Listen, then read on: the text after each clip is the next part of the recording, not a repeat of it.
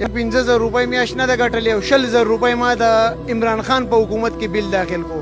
دا وګورئ دا 100,000 روپۍ او زه دلته د کباړ کار کوم. ما د 15,000 روپو کباړ په ثابته میاشت کې نه دی اخیستی. دی خو بس دغې ته ناست دی چې دا خلک یې غر کو. وایي زه به دا غریب سړی وایي زه به یې جړوم. نو هغه زموږ سره وکړه زموږ سره نور څه چل کوي. دغه ان پی ګان دي ایم ان ګان دي بنیګال یې راته په دې ځای کې جوړې کړي دي.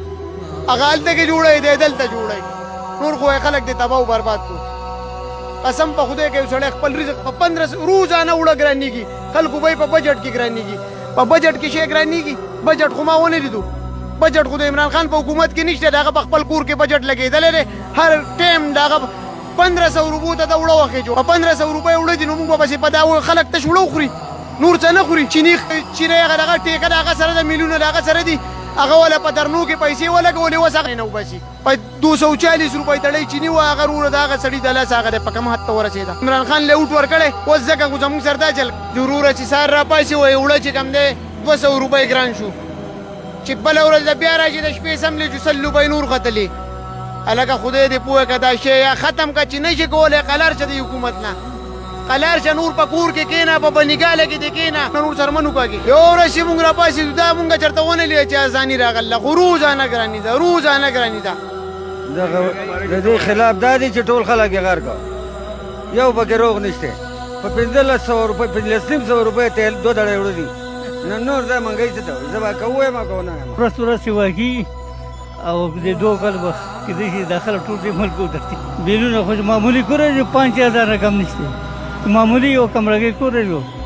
کور یو پنکه چلی یو برف. ماښام مونږه زه په خپله دوکاندار یم غوړي خرڅ کړمه. نو چې زه ماښام کوم ډبه ما خرڅه کړي نو د هغې سره زه 80 روپۍ سهار نورې کمه نو زه ایله ماته هغه میلاویږي.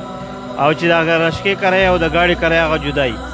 غریبانان اجدانان فریاد کې هر ټایم را روان دي. د چی پیسې پوره کړي د ګوړې پیسې پوره کړي د چینی پرونه بل ورځ ارزانه شوه بیا ګرانه شوه. 300 روپۍ بورۍ نوره ګرانه شوه چې په 5050 کې وه. بل پرون مې چې راوړه نو په 5300 کې راله کړه.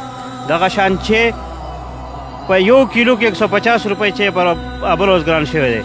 دغه شان غوړي په 1 کیلو کې 40 روپۍ نو چې 15 کیلو شي نو 200 روپۍ غوړي په ډبه کې ګران شو. نو دا جزانان اخر به څه کوي. ټیک ده که حکومت دا خبره کوي چې د عملونو فرق دی خو حکومت له هم پکار دی چې کم از کم په دې نرخ باندې لږ نظرثاني وکړي او دا تیل ښکته راکوز کړي عوامو ته فایده میلاو شي. او که داسې نو انشاءالله آینده ووټ بیا د حکومت زموږ نه بیا نه موندو. دلته کې د سړي نه به کار والو په یو ریټ باندې.